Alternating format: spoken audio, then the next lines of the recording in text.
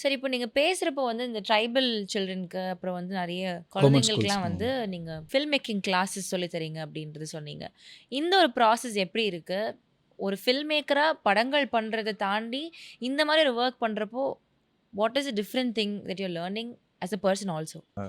ரொம்ப ஆனஸ்ட்டா சொல்லணும்னா, ஒரு ட்ரைபல் குழந்தைங்களுக்காக போன இயர் எண்டுல ஒரு கேம்ப் பண்ணியிருந்தாங்க. அந்த கேம்ப்ல வந்து ஃபிலிம் மேக்கிங் சொல்லிக் குடுக்கணும்னு சொல்லியிருந்தாங்க. 4 டேஸ் தான் மொத்தம். 3 டேஸ் நெனைக்கிறேன். 4 டேஸ் 4 டேஸ் அது. அப்போ ஒரு வேற வேற ஆர்ட் ஃபார்ம் அந்த குழந்தைங்களுக்கு சொல்லிக் குடுக்குறாங்க. சிலம்பம், பறை அந்த மாரி நெறைய இந்த எஜுகேஷன் டிபார்ட்மெண்ட் மூலமா சொல்லிக் குடுக்குறாங்க. அதில ஃபிலிம் மேக்கிங்க்காக நம்மள கூப்ட்டுருந்தாங்க.